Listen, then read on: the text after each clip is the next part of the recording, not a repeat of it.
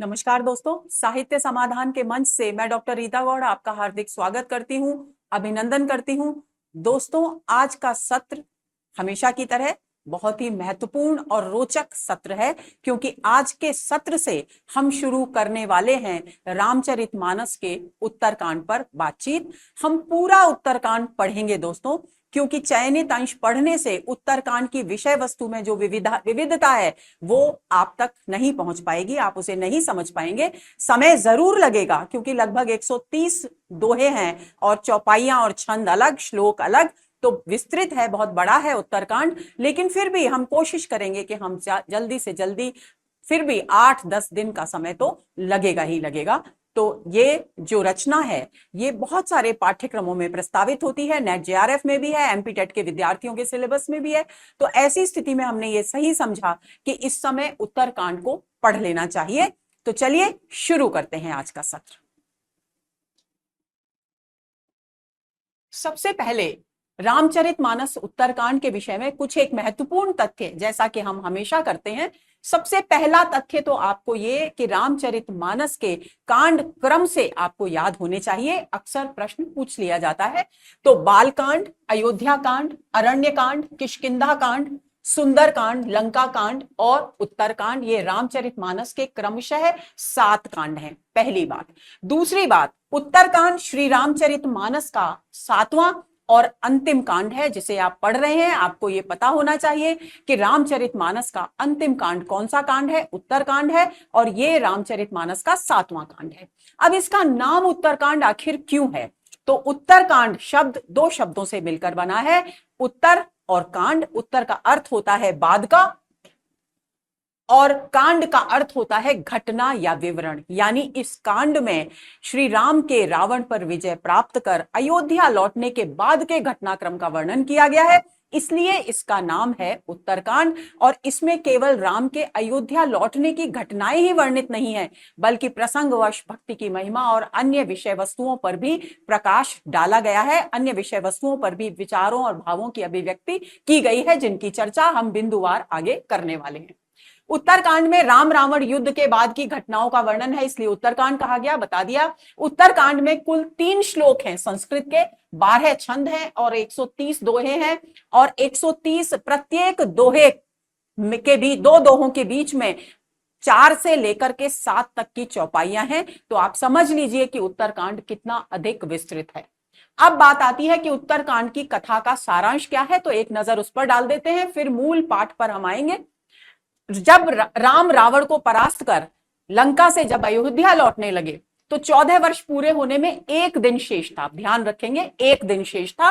प्रश्न पूछा जा सकता है, राम को चिंता हुई कि अब 1 ही दिन 14 वर्ष पूरे होने में शेष है। क्यों चिंता हुई? इसलिए कि भरत ने जब राम वन के लिए निकल रहे थे तब उस समय कहा था कि 14 वर्ष पूरे होते ही आप अयोध्या आ जाएं। यदि आपने 1 दिन का भी विलंब किया तो मुझे आप जीवित नहीं पाएंगे। और भरत के प्रति राम का अतुलित स्नेह था, इसलिए उन्हें वो बात स्वाभाविक रूप से स्मरण हो आई, याद हो आई, और वे परेशान हो गए, चिंतित हो गए। राम चिंतित हुए क्योंकि भरत ने राम से 14 वर्ष पूर्ण होते ही अयोध्या लौटने का वचन लिया था, और साथ ही यह भी कहा था कि यदि 1 दिन का भी विलंब हुआ तो वे जीवित नहीं रहेंगे। श्री राम ने भरत को आश्वस्त करने के लिए विभीषण आदि सखाओं, लक्ष्मण जी एवं सीता जी के साथ पुष्पक विमान से अयोध्या के निकट पहुंचने पर, देखिए एक बात और ध्यान रखेंगे आप कि श्री राम जब अयोध्या लौट रहे हैं 14 वर्ष के वनवास के बाद, तो उनके साथ कौन कौन है? विभीषण है, लक्ष्मण जी तो हैं ही, सीता जी तो हैं ही, और अन्य सखा हैं जो उन्हें वानरों के रूप में मिले। लक्ष्मण जी हैं, सीता जी हैं, और बाकी सभी मित्र अंगद आदि जो भी हैं, सुग्रीव, वे सब हैं उनके साथ। सबको लेकर वे पुष्पक विमान से अयोध्या लौट रहे हैं। तो जैसे ही अयोध्या से थोड़ी दूर रह जाता है उनका विमान, तो वे आवश्यक समझते हैं कि संभवतः 14 वर्ष पूरे होने के बाद यदि 1 दिन का विलंब हो गया तो भरत को वे जीवित नहीं पा सकेंगे, क्योंकि भरत अपने वचन के पक्के हैं, क्योंकि ये रघुवंश की परंपरा है। तो ऐसी स्थिति में वे क्या करते हैं, हनुमान जी के साथ भरत के पास अपने आगमन की सूचना भेजते हैं, ताकि वे आश्वस्त हो जाएं कि भले ही 1 दिन का विलंब हो रहा है, लेकिन श्री राम घर वापस, अयोध्या वापस आ रहे हैं। दूसरी ओर सूचना न होने के कारण भरत आदि सभी अयोध्यावासी राम के आगमन को लेकर चिंतित हैं कि अभी तक राम आए क्यों नहीं, और यदि नहीं आए तो उनका कोई समाचार, कोई संदेश अयोध्या तक क्यों नहीं आया। माता और भाइयों को शुभ शकुन हो रहे हैं। शुभ शकुन होता है कि दाहिनी आंख फड़कती है, दाहिना हाथ फड़कता है, भुजा फड़कती है, तो उसे शुभ माना जाता है कि किसी प्रिय व्यक्ति से मिलन होने वाला है। तो राम को, भरत को और माताओं को शुभ शगुन हो रहे हैं। भरत की दाईं आंख और भुजा बराबर फड़क रही है, लेकिन क्योंकि राम के आगमन की कोई सूचना उनके पास नहीं है, इसलिए वे अत्यधिक चिंतित हैं। इसी समय ब्राह्मण के, ये चिंता का दौर चल ही रहा है अयोध्या में, माताएं चिंतित हैं, अयोध्यावासी चिंतित हैं, भरत चिंतित हैं। तो इसी समय ब्राह्मण के वेश में, ध्यान देंगे, हनुमान जी को भेजा था समाचार लेकर, तो किस वेश में आए? ब्राह्मण के वेश में हनुमान जी वहां पहुंचे और भरत को श्री राम के आगमन की सूचना से आश्वस्त किया कि आप बिल्कुल निश्चिंत रहें, श्री राम शीघ्र ही अयोध्या पहुंचने वाले हैं। और उसके बाद वे पुनः श्री राम के पास लौटे और उन्हें भरत के, उनके प्रति गहन स्नेह के विषय में बताया। भरत ने श्री राम के आगमन की सूचना माताओं के पास भेजी और मंत्रियों तथा नगरवासियों को राम के स्वागत की तैयारियां करने के लिए कहा। श्री राम पुष्पक विमान से सुग्रीव आदि सखाओं को अयोध्या नगरी और उसके आसपास के स्थान दिखाते आ रहे हैं। पुष्पक विमान से आ रहे हैं श्री राम, और उनके साथ जो भी मित्रगण हैं, विभीषण, अंगद, सुग्रीव आदि, उन सबको अयोध्या नगरी और उसके आसपास के सौंदर्य के विषय में बताते चले आ रहे हैं। तो ऐसे समय में वे देखते हैं कि नगरवासी जो अयोध्या के निकट पहुंच चुके हैं, तो नगरवासी स्वागत के लिए खड़े हैं और उनकी व्याकुलता देखकर श्री राम से रहा नहीं जाता और वे तुरंत पुष्पक विमान को नीचे पृथ्वी पर उतरने का आदेश देते हैं, इशारा करते हैं, और पुष्पक विमान से उतरते ही उसे पुनः कुबेर के पास भेज देते हैं। आपको ध्यान रखना है कि पुष्पक विमान कुबेर का था। कुबेर कौन है? देवताओं के धनपति कहे जाते हैं कुबेर। तो ऐसी स्थिति में कुबेर के पुष्पक विमान को उनके पास पुनः भेजकर वे अयोध्या की भूमि पर उतर जाते हैं। और वहां वे देखते हैं कि वामदेव, गुरु वामदेव और वशिष्ठ दोनों सामने खड़े हैं उनसे मिलने के लिए। तो वे उन दोनों को सबसे पहले प्रणाम करते हैं। किससे सबसे पहले मिले श्री राम? गुरु वामदेव और वशिष्ठ से सबसे पहले मिले। वामदेव का नाम आप पहले लेंगे। वामदेव जी और वशिष्ठ जी से, जो गुरुजन थे उनके, उनसे पहले मिले। यानी सबसे पहले हमारी संस्कृति में गुरु को सम्माननीय माना गया है। उसी परंपरा का, उसी सांस्कृतिक परंपरा का निर्वाह किया श्री राम ने। उसके बाद भरत को गले लगाया। लक्ष्मण भी भरत और शत्रुघ्न से मिले। भरत और शत्रुघ्न ने भी श्री सीता जी को प्रणाम किया। श्री राम सभी नगरवासियों से प्रेम पूर्वक मिले। उधर तीनों माताएं राम को देखकर बहुत व्याकुल हो गई। उनका वात्सल्य इतनी तीव्रता से उमड़ा कि वे लगभग राम को गले लगाने के लिए, अपने हृदय से लगाने के लिए दौड़ पड़ी। श्री सीता जी ने भी माताओं को प्रणाम किया और उनका आशीर्वाद लिया। इसके बाद श्री राम ने सुग्रीव आदि सभी मित्रों से अपने अयोध्या वासियों का, अपने परिवारजनों का सबका परिचय कराया। मुनि वशिष्ठ ने शुभ दिन देखकर अन्य ब्राह्मणों से परामर्श कर राम के राज्याभिषेक की तैयारियां प्रारंभ की। श्री राम ने स्नेह से भरत की जटाएं सुलझाई, क्योंकि इतने वर्ष एक सन्यासी के रूप में नंदीग्राम में जीवन व्यतीत कर रहे थे भरत, तो उनके जो केश थे वे संवारे ही नहीं गए थे 14 वर्ष तक, तो जटा के रूप में बन गए थे वे। तो ऐसी स्थिति में श्री राम ने स्वयं पूरे स्नेह से भरत की जटाएं सुलझाई। तीनों भाइयों को स्नान कराकर स्वयं स्नान किया। ये भ्रातृ प्रेम का आदर्श प्रस्तुत करते हैं श्री राम। यहां श्री सीता जी को माताओं ने उबटन स्नान कराया और उसके पश्चात श्री राम और सीता जी को सिंहासन पर बिठाया गया। वैदिक विधि विधान से राज्याभिषेक संपन्न हुआ। देव स्वयं बंदी जन के रूप में, यहां बंदी जन का मतलब कैदी बिल्कुल नहीं है, स्तुति करने वाले जो जन होते हैं उन्हें बंदी जन कहा जाता है।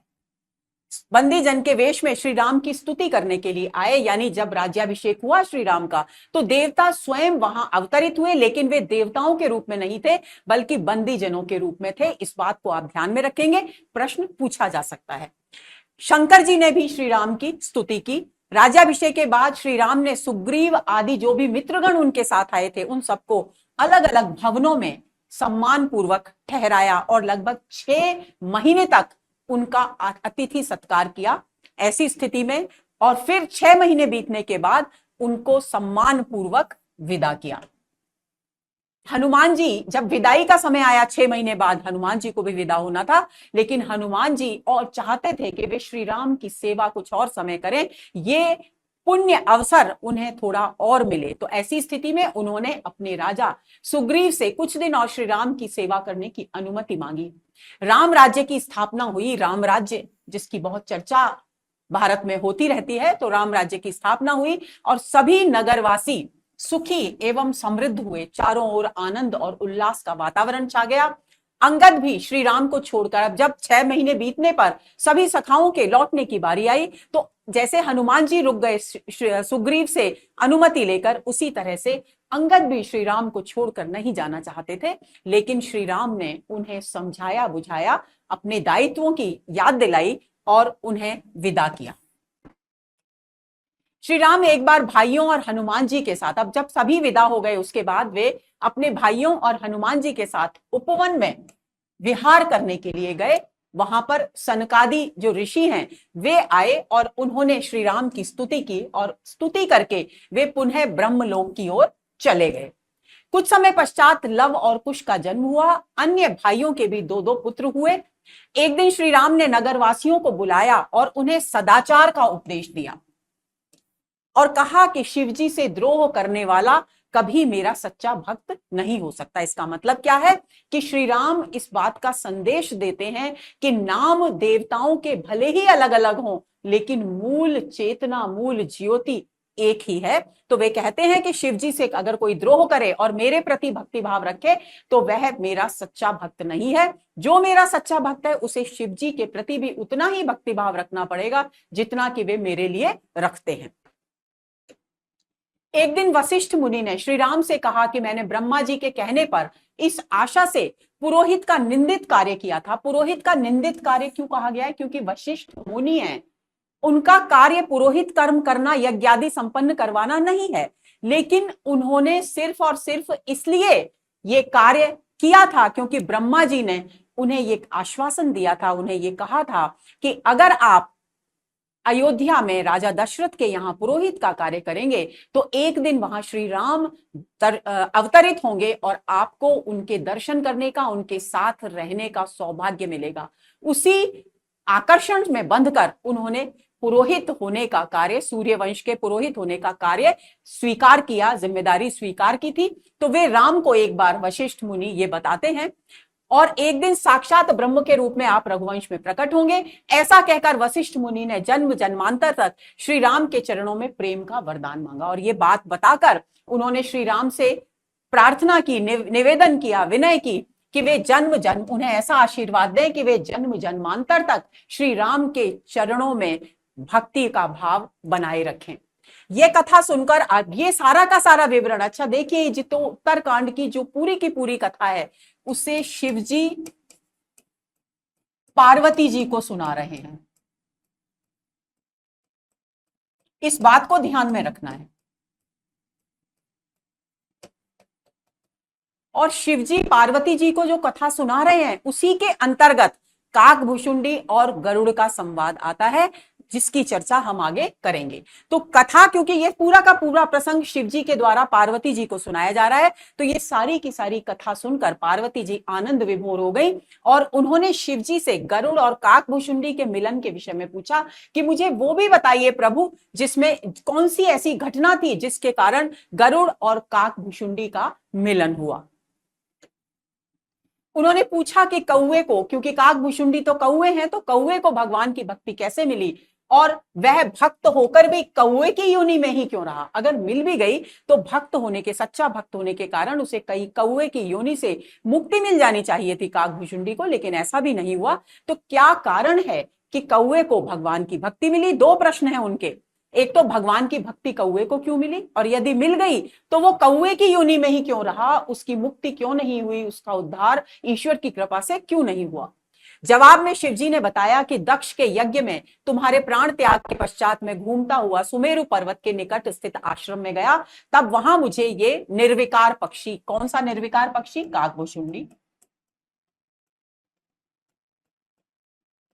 दिखाई दिया। यानी जब दक्ष के यहाँ, दक्ष पार्वती जी जब सती के रूप में शिव जी की पत्नी थी, उस समय राजा दक्ष उनके पिता हुआ करते थे, और उन्होंने, क्योंकि वे शिव से वैर भाव रखते थे, इसलिए एक बहुत बड़ा आयोजन किया, एक यज्ञ का आयोजन किया, और उसमें शिव जी को आमंत्रित नहीं किया, और सभी देवी देवताओं को आमंत्रित किया गया, और सभी ऋषि मुनियों को आमंत्रित किया गया।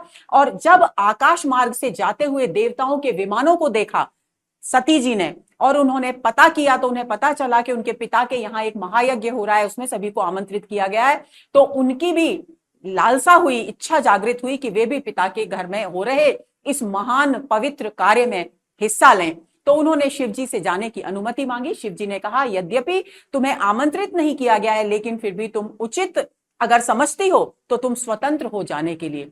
और वे वहां पहुंची, और सती जी का किसी ने कोई स्वागत नहीं किया। दूसरी बात, जब पूजा आरंभ हुई तो सभी देवताओं के नाम की आहुतियां दी गई, लेकिन शिव जी के नाम की आहुति नहीं दी गई। इस बात पर, अपने पति के सम्मान को सह न पाने पर, अपने पति के अपमान को न सह पाने पर, सती जी जो थी वो क्रोध में भर गई और उस यज्ञ की अग्नि में कूद गई, और उस यज्ञ की अग्नि में कूदकर उन्होंने यज्ञ का विध्वंस कर दिया। यज्ञ की पावनता समाप्त हो गई, यज्ञ अपूर्ण रह गया। और जब शिवजी को इस बात का पता चला तो वो क्रोध में भरकर वहां पहुंचे, और उनके अध जले शरीर को कंधे पर उठाए उठाए वे वो जगह जगह घूमते फिरे। ऐसा विवरण पुराणों में मिलता है। उसी प्रसंग की दोस्तों यहां बात की जा रही है। तो शिवजी कहते हैं कि दक्ष के यज्ञ में जब तुमने प्राण त्याग दिए तो मैं घूमता हुआ सुमेरु पर्वत के निकट पहुंचा, और वहां पर मैंने इस काकभुशुंडी नामक एक निर्विकार पक्षी को देखा। लंका युद्ध के समय दूसरी ओर देखिए काकभुशुंडी से कैसे मिले, ये यहां बता दिया गया है। अब गरुड़ जी से कैसे मिले उसके बारे में चर्चा हो रही है कि लंका युद्ध के समय जब राम और लक्ष्मण को नागपाश में बांध दिया गया था, तो नारद जी ने देखा और उन्होंने गरुड़ जी को बुलाया, क्योंकि गरुड़ जो है वो नाग का यानी सर्प का शत्रु माना जाता है, तो वही उस नागपाश को दो काटने में समर्थ हो सकते थे। तो नागपाश से मुक्त करने के लिए श्री राम और लक्ष्मण को गरुड़ जी को बुलाया गया, और गरुड़ जी ने श्री राम और लक्ष्मण को नागपाश से मुक्त किया। अब कैसे संदेह एक व्यक्ति के मन में जन्म लेता है, ये यहां हम देखेंगे। जब गरुड़ जी ने नागपाश में बंधे श्री राम और लक्ष्मण को देखा तो उनके मन में शंका उत्पन्न हुई कि ये तो भगवान हैं। अगर ये भगवान है तो ये नागपाश में कैसे बंध गए, और नागपाश में बंध गए इसका मतलब ये भगवान नहीं है, ये साधारण मनुष्य हैं। तो ये जो शंका उनके मन में उत्पन्न हुई, नारद जी इस बात को अच्छी तरह से समझ गए, और उन्होंने संदेह को समझा, और उन्होंने कहा कि आप शंका निवारण के लिए, आपके मन में जो श्री राम को लेकर शंका उत्पन्न हुई है, उसके निवारण के लिए ब्रह्मा जी के पास जाइए। और जब वे ब्रह्मा जी के पास गए तो उन्होंने शिव जी के पास भेज दिया कि आपकी इस शंका का निवारण शिव जी ही कर सकते हैं। जब गरुड़ जी शिव जी के पास पहुंचे तो शिव जी मार्ग में थे। कहां जा रहे थे? कुबेर के यहां जा रहे थे, और उनको वहां गरुड़ जी मार्ग में मिले। तो उन्होंने अपनी समस्या, गरुड़ जी ने अपनी समस्या शंकर जी को बताई, अपनी शंका बताई। तो उन्होंने उन्हें कहां भेजा? काकभुशुंडी के पास भेजा। और इस प्रकार गरुड़ और काकभुशुंडी संवाद की पृष्ठभूमि तैयार हुई। इस बात को आप अपनी स्मृति में रख लेंगे। गरुड़ के निवेदन पर गरुड़ काकभुशुंडी के पास पहुंच गए और उन्होंने प्रार्थना की कि वे श्री राम के चरित्र को उन्हें सुनाएं। तो गरुड़ के निवेदन पर काकभुशुंडी ने उन्हें बाल लीला से लेकर रावण वध तक का जो राम का चरित्र था उसके विषय में बताया, और अयोध्या लौटने, किस प्रकार वे अयोध्या लौटे, किस प्रकार आनंद का वातावरण बन गया अयोध्या में, वो सारी की सारी कथा उनके सामने प्रस्तुत कर दी। गरुड़ ने काकभुशुंडी को, तब ये कथा राम कथा सुन ली तो गरुड़ ने काकभुशुंडी को बताया कि वे इस प्रकार नागपाश में बंधे हुए प्रभु को देखकर उनके प्रभु होने पर, उनके ईश्वर होने पर शंकित हो गए थे, और उसी के निवारण के लिए उन्हें काकभुशुंडी के पास भेजा गया है। आपने जो कथा सुनाई उससे मेरी ये सारी शंका, सारा संदेह दूर हो गया है। तो उन्होंने कथा सुनकर उसके दूर होने की बात कही। ये सुनकर काकभुशुंडी को भी याद आया कि उन्हें भी एक बार प्रभु के विषय में शंका उत्पन्न हुई थी, तो उन्होंने अपने मन में उत्पन्न हुए संदेह के विषय में बताया। इसी आपस के संदेहों की साझेदारी करते हुए काकभुशुंडी और गरुड़ संवाद आगे बढ़ता है रामचरितमानस के उत्तरकांड में। काकभूषुंडी ने बताया कि जब प्रभु श्री राम रामावतार लेकर अयोध्या पहुंचे तो वे भी एक छोटे कौए के रूप में वहां पहुंच गए, क्योंकि राम के भक्त तो वे शुरू से थे। तो छोटे कौए के रूप में वहां पहुंच गए और वे 5 वर्ष के तक राम के साथ यानी बालक राम के साथ क्रीड़ा करते रहे, खेलते रहे। बालक श्री राम बाल लीला में उन्हें पकड़ने का प्रयत्न करते, मतलब काकभूषुंडी को यानी कौए को पकड़ने का प्रयत्न करते थे और काकभूषुंडी उड़कर दूर चले जाते थे, उनकी पकड़ में नहीं आते थे। उनकी पकड़ में जब उन्हें पकड़ नहीं पा रहे थे बालक श्री राम, तो काकभूषुंडी के मन में वही शंका उत्पन्न हुई जो गरुड़ जी के मन में हुई थी। उनके मन में यह प्रश्न जागा कि अगर ये बालक श्री राम वास्तव में श्री राम भगवान है, प्रभु हैं, तो फिर ये मुझे पकड़ क्यों नहीं पा रहे हैं। तो श्री राम तो भगवान थे, अंतर्यामी थे, वे उनके मन की शंका को जान गए। फिर उन्होंने क्या किया देखते हैं। एक दिन श्री राम ने उन्हें पकड़ने के लिए अपनी बाह का विस्तार किया। बालक श्री राम जो 5 वर्ष के थे, उन्होंने अपनी बाह का विस्तार किया। काकभूषुंडी वहां से भाग गए बचने के लिए, ताकि बालक राम उन्हें पकड़ ना पाए। तो वे भागकर 7 लोक पार कर लिए, उन्होंने 7 लोक पार कर लिए। लेकिन जब भी वे पीछे मुड़कर देखते तो श्री राम की भुजा उन्हें पकड़ने के लिए आगे बढ़ती हुई दिखाई देती, यानी जहां जहां जाते प्रभु अपनी बाहें फैलाते हुए उनकी ओर आते दिखाई देते। इससे डरकर काकभूषुंडी ने अपनी आंखें बंद कर ली। उन्हें डर लगा, क्योंकि वो वास्तविक स्वरूप को देख रहे थे श्री राम के। काकभूषुंडी ने अपनी आंखें बंद कर ली और जब आंखें खोली तो उन्होंने स्वयं को अयोध्या में पाया। तो इस प्रकार अपनी एक छोटी सी लीला से काकभूषुंडी के मन में उत्पन्न हुई शंका को दूर किया श्री राम ने। काकभूषुंडी को असमंजस में देख श्री राम हंसे, और जैसे ही श्री राम हंसे उनका मुख खुला, और जैसे ही मुख खुला काकभूषुंडी उनके मुख में प्रविष्ट हो गए। और जब वो अंदर पहुंचे, श्री राम के शरीर के अंदर पहुंचे, तो उन्होंने देखा कि उनके उदर में, उनके पेट में संपूर्ण चराचर जगत यानी पूरी सृष्टि दिखाई दे रही है। वहां अनेक अयोध्याएं हैं। ये तो बाहर तो केवल एक अयोध्या है, उन्हें वहां अनेक अयोध्या दिखी, अनेक दशरथ और माता कौशल्या दिखी, अनेक सृष्टियां दिखी, प्रलय के दृश्य दिखे, रामावतार के अलग अलग दृश्य दिखे। इन दृश्यों को देखकर काकभूषुंडी भ्रमित हो गए, भ्रांत हो गए। उनके मन में तरह तरह के सवाल उठने लगे कि आखिर वे सत्य किसको माने। तब श्री राम ने पुनः मुंह खोला और उन्हें बाहर आने दिया। उन्होंने अपनी माया समेटी, जो माया फैलाई थी काकभूषुंडी की शंका का निवारण करने के लिए। प्रभु ने उस माया को समेटा और उन पर प्रेम से, स्नेह से हाथ फिराया और उनसे वरदान मांगने के लिए कहा। काकभूषुंडी ने उनसे क्या वरदान मांगा? अटूट भक्ति का वरदान मांगा। यही कारण है कि काकभूषुंडी भक्त के रूप में प्रसिद्ध हैं। भगवान ने काकभूषुंडी को अपनी माया की प्रबलता और भक्ति की महिमा के विषय में बताया, और उन्होंने बताया कि भक्ति की महिमा क्या है, इंसान को भक्ति के द्वारा मोक्ष प्राप्त किया जा सकता है। ये बात श्री राम ने काकभूषुंडी को बताई। वे पुनः, और ये सब बता करके, यानी अपने ईश्वर रूप में आकर के ये सब बताया उन्होंने काकभूषुंडी को, और उसके बाद वे पुनः बालक रूप में आ गए और बाल क्रीड़ा करने लगे। काकभूषुंडी ने ये, क्योंकि ये कौन सा संवाद चल रहा है? शिव पार्वती संवाद के अंतर्गत काकभूषुंडी और गरुड़ संवाद चल रहा है। तो काकभूषुंडी ने गरुड़ जी को बताया कि वे कुछ समय वहां रहकर अपने आश्रम में लौट आए। संपूर्ण वृत्तांत सुनकर गरुड़ जी ने काकभूषुंडी से पूछा कि वे इतने ज्ञानवान और भक्त होकर भी इस योनि को कैसे प्राप्त हुए। जो शंका पार्वती जी के मन में हुई, वही प्रश्न गरुड़ जी के मन में उत्पन्न हुआ काकभूषुंडी के विषय में। इस प्रश्न के उत्तर में काकभूषुंडी ने अपने एक जन्म की कथा सुनाई। उन्होंने बताया कि एक जन्म में उन्होंने कलयुग में अयोध्या में जन्म लिया। वहां सभी लोग पाप में लिप्त थे, धर्म लुप्त हो गया था, पाखंडों का बोलबाला था, भीषण अकाल पड़ गया उस समय। उस पाप के युग में अयोध्या नगरी में भीषण अकाल पड़ा, और उस अकाल से पीड़ित होकर वे अयोध्या को त्याग कर उज्जैन आ गए, और उस जन्म में वे जाति से शूद्र थे। उज्जैन में उन्होंने एक शिव भक्त, शिव जी के भक्त, वेदों को जानने वाले ज्ञानी ध्यानी ब्राह्मण की छल पूर्वक सेवा की। छल पूर्वक शब्द का इस्तेमाल इसलिए क्यों किया गया है? क्योंकि वो युग था जब जाति के बंधन, वर्ण व्यवस्था के बंधन बहुत कठोर थे।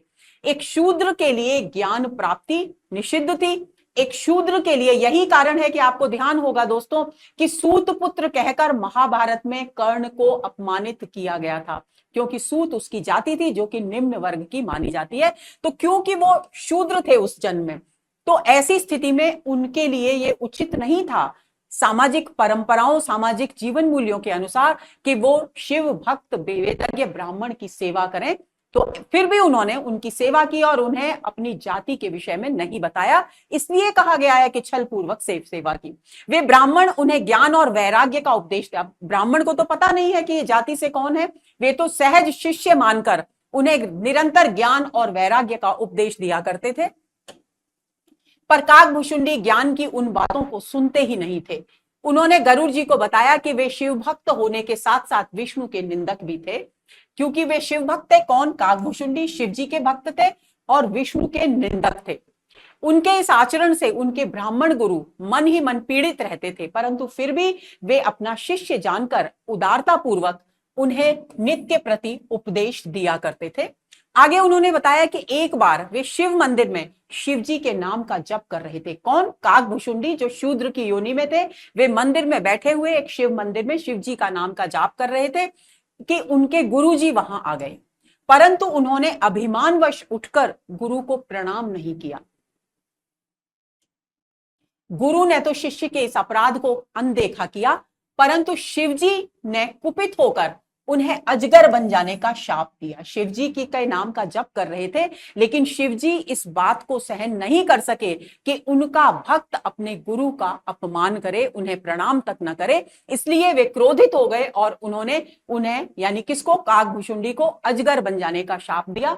गुरु को शिष्य पर दया आई। गुरु को पता चला जब शाप के विषय में, तो वे बहुत व्याकुल हो गए और उन्होंने शिवजी की स्तुति की, शिवजी की स्तुति की, उनका आह्वान किया और उनसे कहा कि वे उनके जो शिष्य है उसको क्षमा कर दें, उससे भूल हो गई, तथा कुछ समय बाद ऐसा कुछ वरदान दे कि कुछ समय बाद उनके शाप का प्रभाव समाप्त हो जाए। लेकिन शिवजी ने कहा कि उनका ये शाप किसी भी स्थिति में व्यर्थ नहीं जाएगा, बेकार नहीं जाएगा। ये शाप तो होकर सत्य होकर रहेगा, इसे 1000 जन्म लेने पड़ेंगे और इसे जन्म, लेकिन इतना मैं कर सकता हूं कि जन्म तो इसको 1000 ही लेने पड़ेंगे, लेकिन इसको उन 1000 जन्मों में जन्म और मृत्यु की जो पीड़ा भोगनी पड़ती है वो पीड़ा नहीं भोगनी पड़ेगी और प्रत्येक जन्म में इसका जो ज्ञान है वो यथावत बना रहेगा।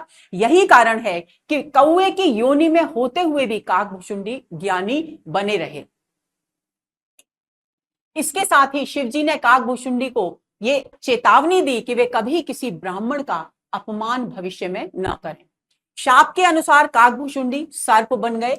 इसके बाद उन्होंने अनेक जन्म धारण किए, अलग अलग योनियों में जन्म मिला उन्हें, लेकिन हर जन्म में ज्ञान की स्मृति और गुरु के अपमान की पीड़ा उनके हृदय में निरंतर बनी रही। यानी हर जन्म में उन्हें याद रहा, अपना ज्ञान पूरा जो भी अर्जित किया था उन्होंने वो याद रहा। उसके बाद उन्होंने किस प्रकार अपने गुरु का अपमान किया था, किस प्रकार क्रोधित होकर शिवजी ने उन्हें शाप दिया था, ये सारी की सारी घटना उनके हृदय में बराबर बनी रही और वे इस घटना से पीड़ित अपने आप को अनुभव करते रहे। अंततः काकभूषुंडी ने एक ब्राह्मण के घर में जन्म लिया और वे बच्चों के साथ खेलते हुए, अक्सर जब वो बच्चे थे, काकभूषुंडी ब्राह्मण के घर में जन्म लिया, तो वे बच्चों के साथ भगवान की लीला किया करते थे। जब वे थोड़े बड़े हुए तो पिता ने चाहा कि वे उन्हें वेद शास्त्र आदि पढ़ाएं, लेकिन उनका मन वेद शास्त्रों के अध्ययन में रमा ही नहीं। उनका मन सदैव श्री राम के चरणों में रमा रहता था। पिता के देहांत के बाद वे स्वतंत्र हो गए और स्वतंत्र रूप से वे प्रभु भक्ति में यानी श्री राम की भक्ति में पूरी तरह से रम गए। अनेक मुनियों के आश्रम में गए क्योंकि वे राम के स्वरूप के विषय में जानना चाहते थे, उसके लिए उत्सुक थे और उन्हें राम की कथा, उनके चरित्र को सुनने में अद्भुत आनंद मिलता था। यही कारण है कि वो बहुत भटके, अनेक मुनियों के आश्रम में गए और राम का गुणगान और राम का चरित्र उन्होंने उन मुनियों के मुख से सुना।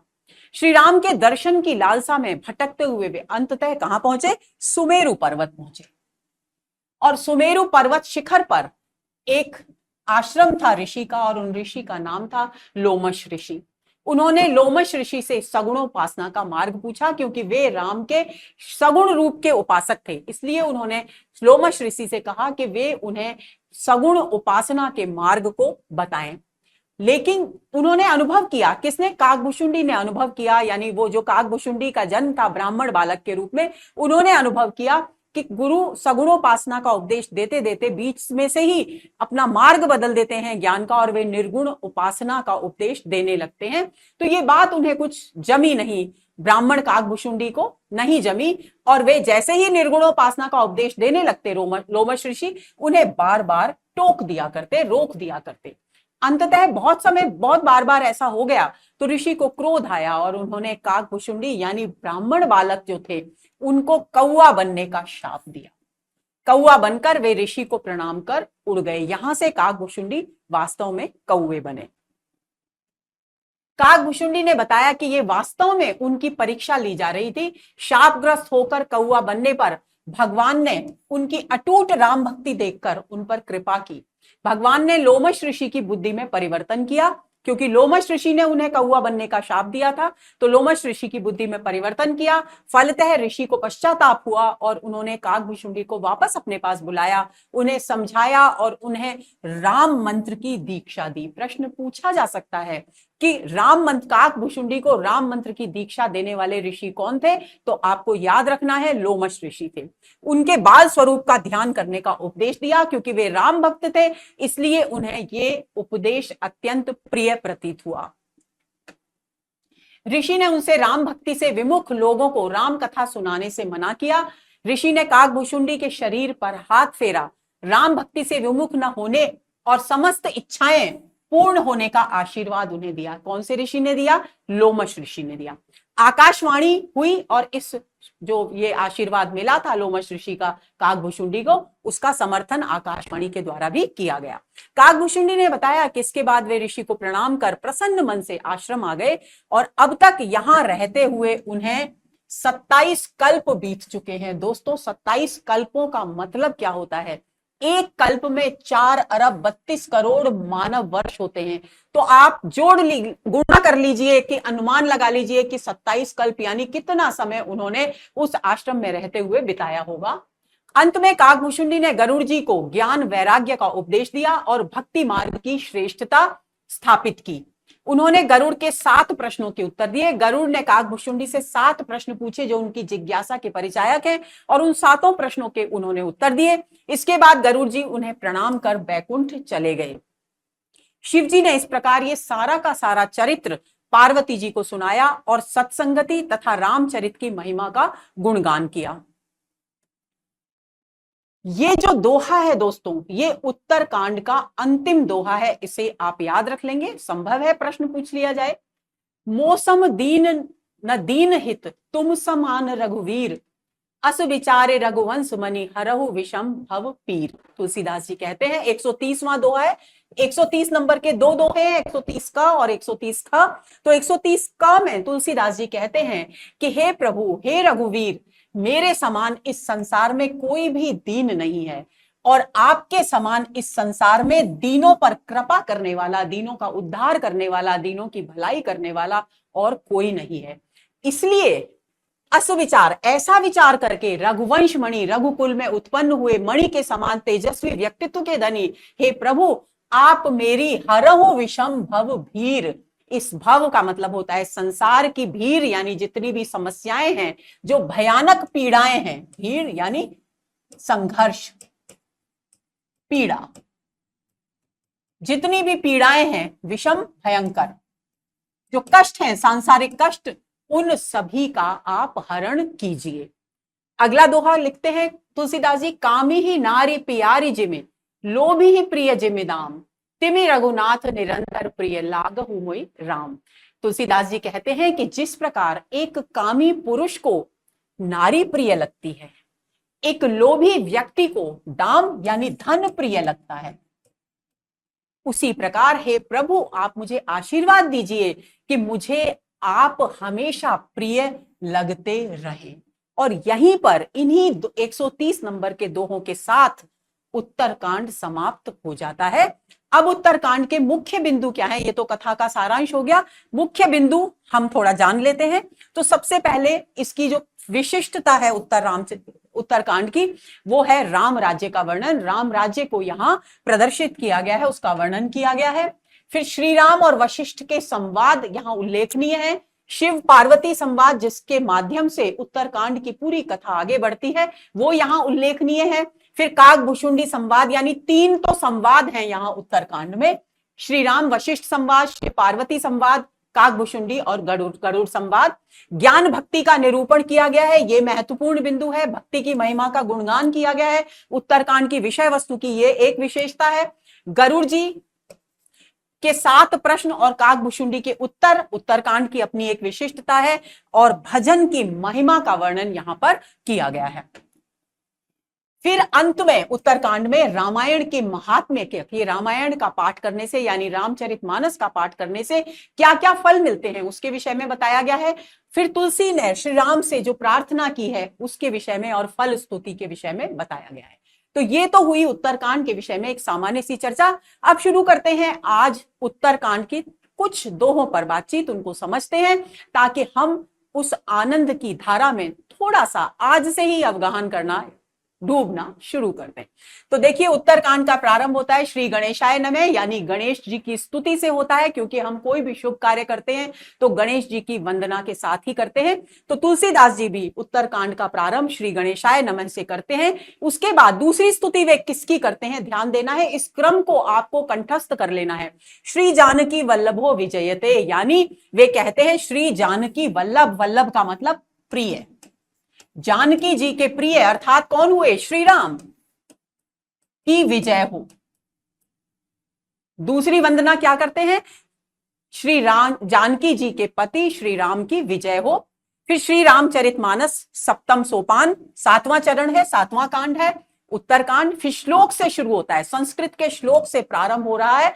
ध्यान से समझ लेंगे इसे, यह भी एक स्तुति है, एक वंदना है। तो किस क्रम में वंदना की गई है, इस बात को हम कंठस्थ कर लेंगे। तो चलिए समझते हैं। केकी कंठाभ नीलम सुख रवि विलसद विप्र पादाब्ज चिन्हम। तुलसीदास जी कहते हैं कि जो केकी यानी मोर के कंठ यानी गले, मोर के गले का जो रंग होता है, जिसमें कुछ हरितिमा हरापन होता है, कुछ नीलापन होता है, वैसे ही जो नीली आभा से युक्त हैं, जो नीली, यहां नीली का अर्थ है नीली और हरी आभा से युक्त हैं वो, और सुरवर जो देवताओं में श्रेष्ठ हैं।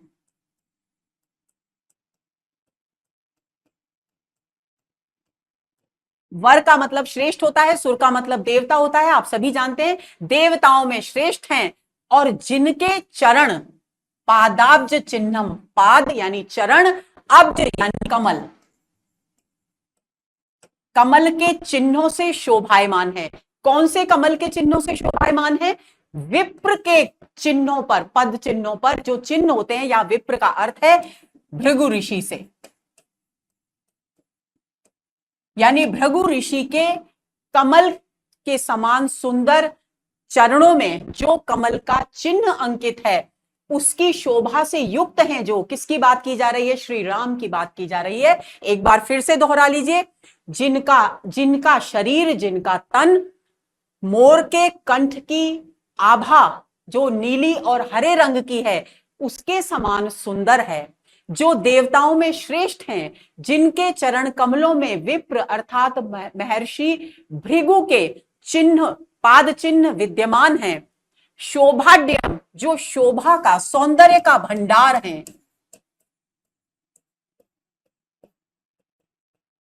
शोभाढ्यम सौंदर्य का भंडार है, यानी जिनके सौंदर्य का वर्णन शब्दों में कहा ही नहीं जा सकता। पीत वस्त्रम जो पीला वस्त्र धारण करते हैं। सरसिज नयनम, सरसिज का मतलब होता है कमल, जिनके नेत्र कमल के समान सुंदर हैं। सर्वदा सुप्रसन्नम, वे ऐसे श्री राम हमेशा प्रसन्न रहे, मुझ पर कृपा बरसाते रहे। ये भावाभिव्यंजना हो गई।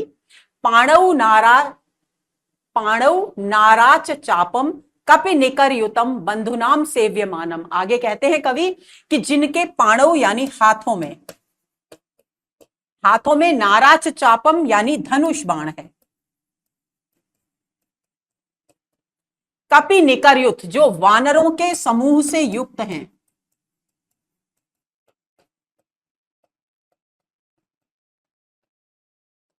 और जो बंधुओं लक्ष्मण और भरत जैसे जो भाई हैं उनके द्वारा सेवित हैं, भाइयों के द्वारा सेवित।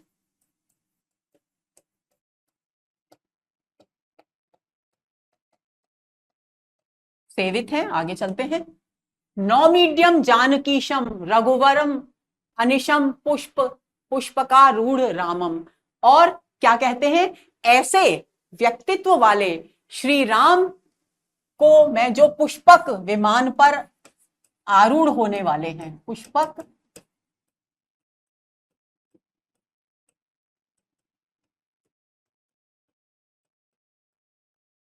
पुष्पक विमान पर आरूढ़ होने वाले ऐसे जानकी के ईश यानी जानकी के पति अर्थात श्री राम रघुवर की मैं निरंतर नौमीड्यम वंदना करता हूं, नमन करता हूं। कौशलेंद्र पद कंज मंजुलऊ कोमलाव अज महेश वंदितऊ। और कैसे हैं श्री राम, जो कौशल के इंद्र हैं यानी कौशल के राजा हैं, जिनके पद कंज यानी कमल के समान सुंदर हैं, जो कोमल हैं, जो अज यानी ब्रह्मा जी और महेश यानी शिव जी के द्वारा वंदित हैं, पूजित हैं। जानकी कर सरोज लालितऊ, जिनको जानकी यानी श्री सीता जी के कोमल कमल रूपी हाथ से स्पर्श प्राप्त हैं, जो चिंतकस्य मन भृंग संगिनऊ। और जो चिंतक हैं, जो ऋषि मुनि हैं, जो विचारवान मनीषी विद्वान लोग हैं, जिनका मन उनके चरण कमलों में चिंतन करने के लिए उसी प्रकार रमा रहता है जैसे भंवरा कमल में रमा रहता है। भृंग भ्रमर, संगिनऊ जिस प्रकार भ्रमर कमल के पुष्प को छोड़ना नहीं चाहता, उसी प्रकार जो चिंतक हैं, जो मनीषी हैं, जो विद्वान हैं, वो श्री राम के चरण कमलों में भ्रमर के समान ही निरंतर रमे रहना चाहते हैं। मन भृंग, मन उनका मन रूपी जो भृंग है, रूपक अलंकार हो गया है यहाँ पर, और रूपक यहाँ जगह जगह पर है, बहुत सारी जगहों पर है। कुंद इंदु गौर सुंदरम अंबिका पतिम अभीष्ट सिद्धिम। और कैसे हैं, कुंद, कुंद का पुष्प सफेद रंग का होता है, तो सफेद कुंद के पुष्प के समान, इंदु यानी चंद्रमा के समान जो गौरी हैं, पार्वती जी के विषय में कहा गया है, सुंदर हैं। उन अंबिका, उन गौरी अंबिका यानी पार्वती जी के पति अभीष्ट सिद्धि यानी इच्छित फल देने वाले हैं।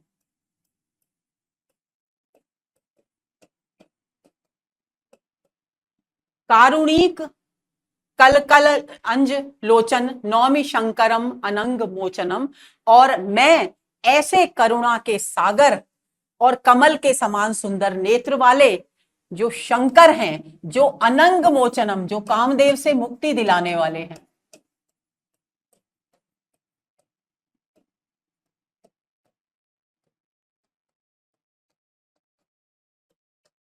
ऐसे शंकर भगवान की को मैं नमन करता हूं, नौमी नमन करता हूं, उनकी वंदना करता हूं।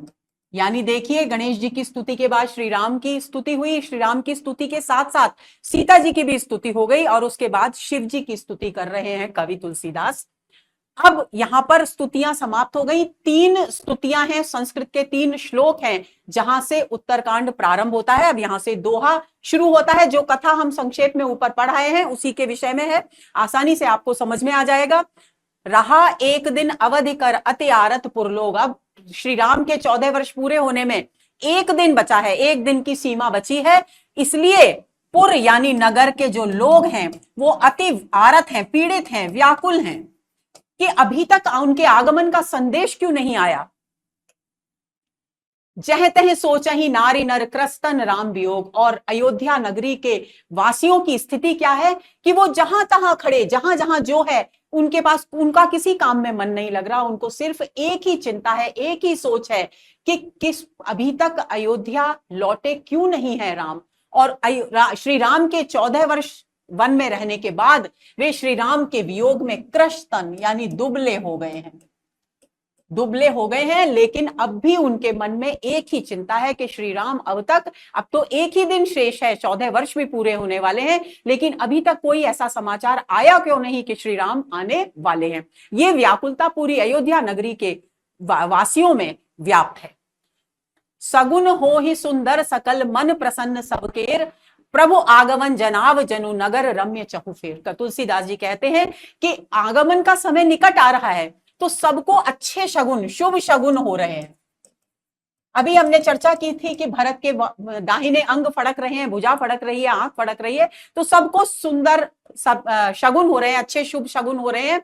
सकल मन प्रसन्न, और चारों सबके मन में प्रसन्नता, हर्ष और आनंद व्याप्त हो रहा है। प्रभु आगमन जनाव जनु नगर रम्य चहुओर, और प्रभु के आगमन की चारों तरफ आनंद, अयोध्या में चारों तरफ आनंद और उल्लास का वातावरण तैयार हो गया है। तो कवि कहते हैं कि ऐसा प्रतीत हो रहा है मानो अयोध्या नगरी को प्रभु के आगमन का पता चल गया है, एहसास हो गया है, आभास हो गया है। इसलिए चारों ओर मानो नगर में आनंद और सौंदर्य, रम्यता, रमणीक दृश्य उत्पन्न हो गए हैं, सुंदर दृश्य उत्पन्न हो गए हैं। जनु शब्द का प्रयोग आ गया है वाचक का, तो उत्प्रेक्षा अलंकार हो गया है यहां, और सुंदर सगुन सकल अनुप्रास अलंकार है। कौशल्यादि मातु सब मन आनंद अस होए, कौशल्य आदि सभी माताओं के मन में भी आनंद है, क्योंकि सभी को शुभ शगुन हो रहे हैं और मन में आनंद व्याप्त हो रहा है। आयो प्रभु श्री अनुज जुत कहन चहत अब कोई, और अयोध्या नगरी में हर व्यक्ति ये समाचार एक दूसरे को देने के लिए व्याकुल है कि अब प्रभु श्री राम भाइयों के साथ, सीता जी के साथ, बंधुओं के साथ, अपने अनुज के साथ अयोध्या लौट रहे हैं। हर कोई चाहता है कि मैं ये समाचार सबसे पहले दूं, मैं ये समाचार सबसे पहले हूं। आयो प्रभु श्री यानी राम, अनुज जुत, अनुज कौन? लक्ष्मण जी, युक्त यानी युक्त होकर आ रहे हैं अयोध्या। कहत चहत अब कोई, अब सब कोई ये बात कहना चाहते हैं। भरत नयन भुज दक्षिण फरकत 12 बार, अब भरत के शुभ शगुन हो रहे हैं, उसका वर्णन करते हुए तुलसीदास जी कहते हैं कि भरत का जो नेत्र है, कौन सा? दाहिना नेत्र, दाहिनी जो आंख है वो फड़क रही है, उनकी दक्षिण यानी दाहिना, उनकी दाहिनी भुजा फड़क रही है, बार बार, एक बार नहीं बार बार फड़क रही है, यानी ये किसी प्रिय के मिलन का शुभ संकेत माना जाता है हमारी संस्कृति में, तो उसी की ओर संकेत कर रहे हैं तुलसीदास जी। जाने सगुन मन हर्ष अति लागे करन विचार, और ये शगुन अच्छे हैं ये जानकर भरत के मन में हर्ष उत्पन्न हो रहा है, लेकिन उसके साथ साथ उनके मन में एक विचार भी आ रहा है, एक चिंतन भी उनके मन में चल रहा है। क्या? रहेऊ एक दिन अवधि अधारा, समुझत मन दुख भयऊ अपारा, कि अब तो 14 वर्ष बीतने की अवधि बीतने में केवल एक ही दिन शेष है, उसके बाद भी अभी तक श्री राम के आगमन की कोई सूचना क्यों नहीं आई? इसको याद कर करके, इसके विषय में समुझत यानी इसको मन में सोच सोच करके अपार दुख हो रहा है। किसके हृदय में? भरत जी के हृदय में। कारण कवन नाथ नहीं आयो, कि ऐसा क्या कारण हो गया? भरत जी मन ही मन सोच रहे हैं, कारण कवन नाथ नहीं आयो, कि प्रभु, नाथ का मतलब जहां भी है वो भरत के स्वामी, भरत के नाथ कौन है? श्री राम है, तो उन्हीं के विषय में यहां कहा जा रहा है। तो वो कह रहे हैं ऐसा क्या कारण हुआ कि अभी तक प्रभु आए ही नहीं? कारण कवन अनुप्रास अलंकार हो गया है, यहां भी अनुप्रास है। जाने कुटिल किन्हों मोहे बिसराए, कि कहीं उनके मन में आशंका उत्पन्न होती है भरत जी के मन में कि कहीं ऐसा तो नहीं है कि उन्होंने मुझे कुटिल मानकर मुझे भुला दिया हो, कि मैं उनका कुटिल भाई हूं, मेरे कारण उन्हें वनवास भोगना पड़ा, तो कहीं उन्होंने मुझे कुटिल मानकर मुझे बिसरा दिया यानी भुला दिया हो। अह धन्य लक्ष्मण बड़भागी, फिर दूसरे ही क्षण उन्हें याद आता है कि वे श्री राम से बहुत दूर हैं, लेकिन भाई लक्ष्मण श्री राम के 14 वर्ष से निरंतर साथ हैं, तो वे मन ही मन कहते हैं कि लक्ष्मण बहुत बड़भागी यानी सौभाग्यशाली है कि वह निरंतर श्री राम के साथ है। राम पदार बिंदु अनुरागी, और उसे निरंतर श्री राम के चरण कमलों में अनुराग प्रदर्शित करने का, उनकी भक्ति करने का अवसर निरंतर मिल रहा है। कपटी कुटिल मोहि प्रभु चीना, निश्चय ही मुझे प्रभु ने कपटी छल करने वाला और कुटिल स्वभाव वाला मान लिया है। ताते नाथ संग नहीं लेना, और इसीलिए वे वन जाते समय मुझे अपने साथ नहीं लेकर गए। कपटी कुटिल में भी अनुप्रास अलंकार हो गया है। पादार बिंदु अनुरागी, उनके चरणों में अनुराग रखने वाले यानी प्रेम रखने वाले। ये चलें। जो करनी समुझे प्रभु मोरी, नहीं निस्तार कलप सतकोरी। भरत मन मन सोच रहे हैं कि यदि मुझे कपटी और कुटिल मान लिया है प्रभु ने, अगर मेरी ये वनवास का जो घटना है उसका कारण अगर मुझे ही मान लिया है, मेरा ही कुकृत्य माना है प्रभु ने, तो मेरा तो 100 करोड़, शतकोड़ी यानी 100 करोड़, 100 करोड़ कल्पों तक मेरा उद्धार, निस्तार यानी उद्धार संभव नहीं है। जन अवगुण प्रभु मान नकाऊ, दीन बंधु अधि मृदुल स्वभाव। लेकिन दूसरे ही क्षण उनको याद आता है कि प्रभु श्री राम तो इतने दयालु हैं, कृपा के सागर हैं, कि वे जन यानी अपने लोगों के, अपने भक्तों के अवगुणों पर ध्यान नहीं देते। प्रभु मान नकाऊ, किसी के भी अवगुणों को अपने मन में नहीं रखते, उसके अवगुणों पर ध्यान नहीं देते, वे तो सभी पर दया करने वाले हैं। दीन बंधु और दीनों के बंधु हैं, अति मृदुल स्वभाव और अत्यंत कोमल स्वभाव वाले हैं। अपने मन को समझा रहे हैं भरत कि श्री राम क्योंकि कोमल स्वभाव वाले हैं तो निश्चित रूप से वो मेरे विषय में ऐसा नहीं सोचेंगे, और यदि मेरा कोई अपराध होगा भी तो निश्चित रूप से वे उसे क्षमा भी कर देंगे।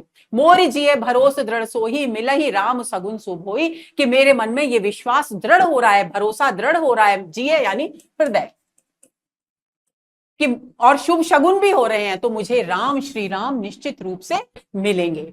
बीते अवधि रही जो प्राणा, और फिर दूसरे ही क्षण आशंका उत्पन्न हो जाती है, और वो कहते हैं कि ऐसा ना हो कि श्री राम 14 वर्ष बीतने के बाद भी ना आए, और मैंने उनसे कहा था कि यदि आप एक दिन भी देर से आए, एक दिन का भी विलंब हुआ, तो आप मुझे जीवित नहीं पाएंगे। तो कहीं ऐसा ना हो कि श्री राम भी ना आए और मैं जीवित रह जाऊं, तो इस बात के लिए भी वो अपने आप को दोष देते हैं। वो कहते हैं बीते अवधि रहे जो प्राणा, कि अगर अवधि बीतने पर भी मेरे प्राण रहे शरीर में यानी मैं जीवित रहा, अधम कवन जग मोहि समाना, तो इस संसार में कोई भी मेरे समान नीच व्यक्ति नहीं होगा।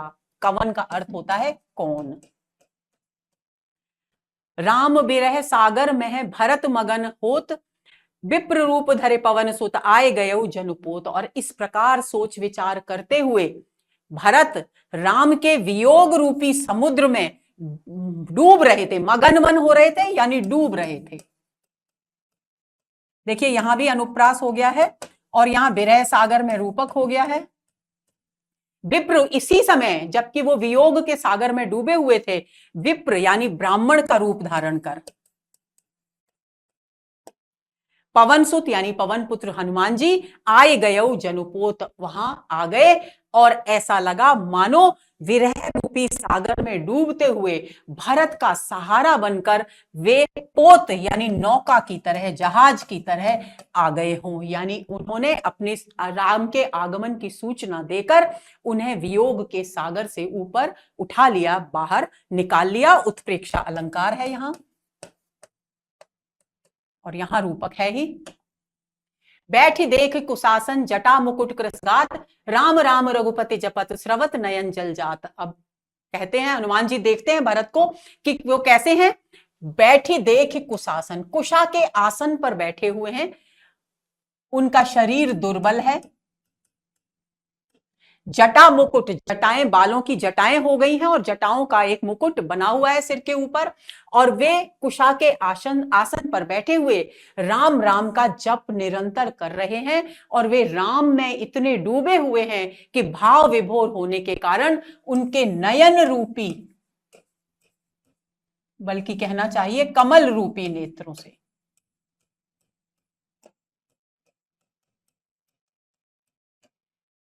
स्रवत यानी अश्रुधारा बह रही है। तो यहां रूपक अलंकार हो गया और यहां अनुप्रास हो गया। देखत हनुमान अति हर्षयु, और ऐसे राम भक्त भरत को देख करके हनुमान मन ही मन, क्योंकि वे स्वयं भी राम भक्त थे, मन ही मन बहुत आशा से भर गए पुलक गात लोचल जल बरसेऊ, और उनका जो गात यानी शरीर है वो रोमांचित हो गया, पुलकित हो गया, रोमांचित हो गया, और उनके भावावेग के कारण उनके नेत्रों से जल यानी अश्रुधारा प्रवाहित होने लगी। मन में बहुत भांति सुख मानी, और उन्होंने मन ही मन अपने बहुत ही आनंद का अनुभव किया, सुख का अनुभव किया, शांति का अनुभव किया। बोले श्रवण सुधा संबानी, और उसके बाद वे अमृत समान मीठे वचन बोले। सुधा संबानी यानी उपमा अलंकार। जासु बिरह सोचहूं दिन राती, रटहूं निरंतर गुणगन पाती, कि जो निरंतर जिसके विरह में दिन रात चिंतन किया करते हैं, दिन रात जिसके गुणों के समूह, गुण गण पाती, गुणों के समूह की पंक्ति का गुणगान किया करते हैं। रघुकुल तिलक सुजन सुखदाता, आयो कुशल देव मुनि त्राता, रिपुरन जीत सुजस पुरगावत, सीता सहित अनुज प्रवत। तो वे कहते हैं कि जो रघुकुल के तिलक हैं, सुजन यानी सज्जनों को सुख देने वाले हैं, वे जो देवताओं और मुनियों की रक्षा करने वाले हैं,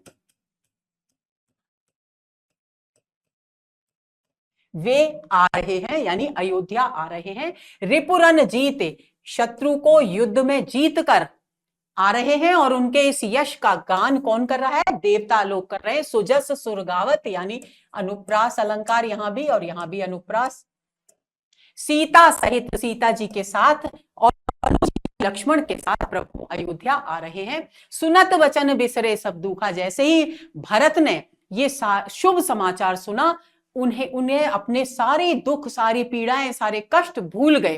त्रिषावंत जिमे पाए पीयूषा, और ऐसा लगा उस समय, तुलसीदास जी कहते हैं, जैसे प्यासे व्यक्ति को अमृत मिल जाए, उस तरह का आनंद, उस तरह की संतुष्टि, उस तरह का हर्ष भरत को हनुमान जी के उस वचन से मिला, जिसमें उन्होंने श्री राम के, सीता जी और लक्ष्मण सहित अयोध्या लौटने का समाचार दिया था। उपमा अलंकार। को तुम तात कहां ते आए, फिर उन्होंने देखा कि ये व्यक्ति जो समाचार दे रहा है, इसे मैं तो जानता नहीं हूं। तो वे कहते हैं, हे तात। तात उस समय किसी भी सम्माननीय व्यक्ति को कहा जाता था कि हे तात, तुम कौन हो, कहां से आए हो। मोहि परम प्रिय वचन सुनाए, और तुमने मुझे इतने सुंदर, इतने प्रिय वचन सुनाए हैं। मारुत सुत, हनुमान जी अपना परिचय देते हुए कहते हैं कि मैं मारुत सुत यानी पवन पुत्र हूं, कपि वानर हूं, और मेरा नाम हनुमान है। नाम मोर सुनु कृपा निधाना, हे कृपा के सागर भरत जी, आप मेरा नाम सुनो, मेरा नाम हनुमान है, मैं वानर हूं और मैं पवन का पुत्र हूं। दीन बंधु रघुपति कर किंकर, और मेरा आगे का परिचय क्या है कि मैं दीनों का के बंधु, दीनों की सहायता करने वाले, दीनों का उद्धार करने वाले श्री राम का एक किंकर यानी दास हूं। सुनत भरत भेटे, और जैसे ही भरत जी ने ये सुना कि ये जो व्यक्ति सामने समाचार लेकर आया है, ये हनुमान जी हैं और ये श्री राम के दास हैं, उनके भक्त हैं, तो ये सुनकर वो तत्काल उठ खड़े हुए और उनसे आदर पूर्वक मिले।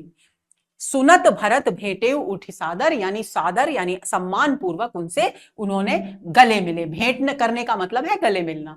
मिलत प्रेम नहीं हृदय समाता, और जब वे हनुमान जी के गले लगे तो उनके हृदय में आनंद का सागर हिलोरे ले रहा था, उनका आनंद हृदय में नहीं समा रहा था।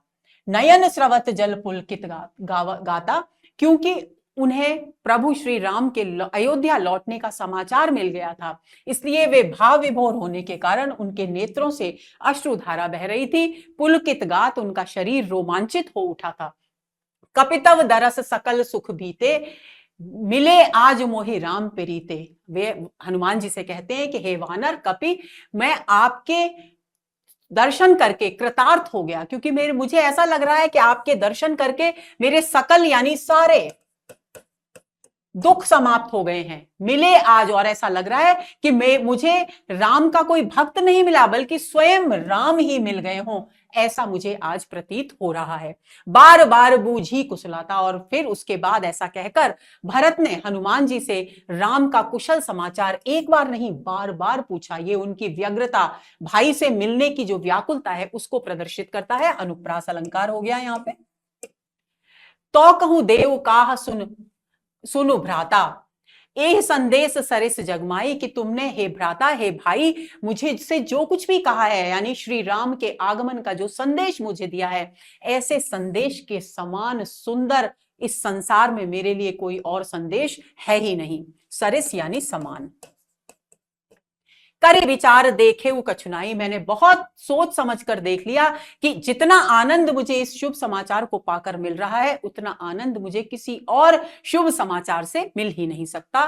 नाहिन तात उरिन में तो ही, अब प्रभु चरित सुनावहु मोहि। और अब मैं तुम्हारा, भरत जी कह रहे हैं हनुमान जी से कि अब मैं तुम्हारा ऋणी हो गया हूं। तुम मुझे बताओ कि मैं इस शुभ समाचार के बदले आखिर तुम्हें क्या दे सकता हूं, ताकि मैं उऋण हो सकूं। लेकिन वास्तविकता तो यह है कि इस समाचार के समकक्ष मेरे पास तुम्हें देने के लिए कुछ भी नहीं है, क्योंकि यह समाचार अनमोल है, इसका मूल्यांकन नहीं किया जा सकता, इसको मूल्य में नहीं बांधा जा सकता। अब प्रभु चरित सुनावो मोहि, इसके बाद उन्होंने हनुमान जी से निवेदन किया कि अब आप मुझे प्रभु का चरित्र, यानी किस तरह से ये 14 वर्ष बीते, उसको मुझे सुनाइए। तब हनुमंत नाय पद माथा, कहे सकल रघुपति गुण गाथा। उसके बाद हनुमान जी ने उनके चरणों में, भरत जी के चरणों में अपना सिर झुकाया और रघुपति के सारे जो भी वृत्तांत था, गुणों का जो भी कथा थी, वो सारी की सारी उन्हें सुना दी। कहु कपि कबहु कृपाल गुसाई, सुमिरहि मोहि दास की नाई। फिर उसके बाद भरत ने सहज जिज्ञासावश हनुमान जी से पूछा कि एक बात और मुझे आप बता दीजिए। क्या? कि कहूं कपि, कपि मुझे ये बता दीजिए, कबहू कभी कृपालु गोसाई श्री राम ने मुझे अपने दास के रूप में याद किया था क्या? समान, नाई मतलब समान। मुझे कभी इन 14 वर्षों में क्या उन्होंने कभी मुझे अपने दास के रूप में कभी स्मरण किया था क्या? ये प्रश्न करते हैं हनुमान जी से भरत। निज दास ज्यों रघुवंश भूषण, कबहु मन सुमिरन करो। इसको छंद में कह रहे हैं तुलसीदास जी, कहते हैं कि क्या हे कपि मुझे बता दो कि अपने दास के समान क्या रघुवंश के भूषण, रघुकुल के भूषण कौन, श्री राम ने कभी अपने मन में मेरी याद की थी, मुझे स्मरण किया था? सुने भरत बचन विनीत, अति कपि पुलकित तन चरणन पर्यो। और उनकी विनम्रता देखकर, भरत के सुंदर विनम्र वचन देखकर कपि यानी हनुमान जी पुलकित हो गए और वे पुलकित शरीर से उनके चरणों पर गिर पड़े। इतने भाव विभोर हो गए कि उन्होंने देखा कि मैं ही श्री राम का भक्त नहीं हूं, भरत भी श्री राम के भक्त हैं। और उनकी भक्ति भाव, श्री राम के प्रति उनके भक्ति भाव को देखकर वो रोमांचित होकर उनके चरणों में गिर पड़े। रघुबीर निज मुख जासु गुण गन, कहत अग जगन्नाथ जो, काहे न होए बिनीत परम पुनीत, सदगुण सिंधु जो। आगे तुलसीदास जी कहते हैं कि तुलसीदास जी लिखते हैं कि रघुबीर निज मुख जासु गुणगन, कि श्री राम अपने मुख से जिनका गुणगान करते हैं वो श्री राम कैसे हैं? संपूर्ण अग जग यानी संपूर्ण चराचर जगत। बहुत ध्यान से समझेंगे इस पंक्ति को। वे कहते हैं कि जिन श्री राम का अगजग यानी ये संपूर्ण चराचर जगत के जो स्वामी हैं और संपूर्ण चराचर जगत में जिनकी महिमा व्याप्त है, यानी जो इस सृष्टि के कण कण में व्याप्त हैं, वे श्री राम अपने मुख से किसका गुणगान करते हैं दिन रात? भरत का गुणगान करते हैं। काहे न होए विनीत परम पुनीत, सदगुण सिंधु जो। जिनका गुणगान स्वयं श्री राम अपने मुख से करते हैं, वे भरत इतने विनम्र, इतने पवित्र आचरण वाले, गुणों के समुद्र यानी गुणों की खान भला क्यों ना हो, क्योंकि श्री राम उनका गुणगान कर रहे हैं, तो निश्चित रूप से वे गुणों के भंडार होंगे। इसीलिए श्री राम के मुख से निरंतर उनका गुणगान किया जाता है। राम प्राण प्रिय नाथ तुम, सत्य वचन ममता। तब आगे हनुमान जी कहते हैं कि हे तात, उनको सम्मान देते हुए, भरत को सम्मान देते हुए श्री हनुमान जी कहते हैं कि तुम राम को प्राणों से भी ज्यादा प्रिय हो, ये सत्य वचन मैं आज तुमसे कह रहा हूं। पुनि पुनि मिलत भरत सुनी, हर्ष न हृदय समात। और जैसे ही हनुमान जी के मुख से भरत ने ये सुना तो वे बार बार उनके गले लग गए, इतने भाव विभोर हो गए, इतने हर्षित हो गए, इतने आनंद से भर उठे कि बार बार वे हनुमान जी के गले लगे, क्योंकि उन्हें ऐसा प्रतीत हो रहा था मानो वे हनुमान जी से नहीं बल्कि श्री राम से ही मिल रहे हो। पुनि पुनि में पुनरुक्ति अलंकार हो गया। भरत चरण सिर नाय तुरत गए कपि राम पही। और इस प्रकार सारी बातें सुनाकर हनुमान जी भरत को राम के मन हृदय के भाव बताकर वे उनके चरणों में सिर झुकाकर तुरंत यानी तत्काल, तुरित यानी तत्काल, गयऊ कपि राम पही, पही मतलब पास, वे राम के पास लौट गए। कही कुशल सब जाए हर्ष चले प्रभु जान चढ़े। और इस प्रकार वे प्रभु के पास पहुंचकर हनुमान जी ने सारे कुशल समाचार अयोध्या के भरत के सब दे दिए और उन सब समाचारों को प्राप्त कर प्रभु श्री राम आनंद से भर उठे। हर्ष भरत कौशलपुर आए। और अब हनुमान जी को विदा करके भरत के हृदय में जो हर्ष और उल्लास था वो हृदय में समाता नहीं था, इसलिए वे दौड़े हुए कौशलपुर आ गए। कहां रहते थे भरत? अयोध्या से दूर नंदी ग्राम में एक वनवासी की तरह, एक तपस्वी की तरह जीवन व्यतीत करते थे, क्योंकि उनके भाई वनवास में थे। तो वे कौशलपुर यानी अयोध्या नगरी की ओर लौटे और सभी गुरुजनों को राम के आगमन का समाचार दिया। पुण्य मंदिर में बात जताई। उसके बाद मंदिर शब्द आया है गृह, घर, घर यानी महल, जहां पर माताएं आदि रहा करती थी। उस मंदिर में जाकर इस समाचार को सबको सुनाया, यानी माताओं को इस शुभ समाचार से अवगत कराया। आवत नगर कुशल रघुराई। और उसके बाद नगर वास सबको यह समाचार मिल गया कि नगर में कुशलता पूर्वक रघुराई यानी श्री राम पधार रहे हैं, आ रहे हैं।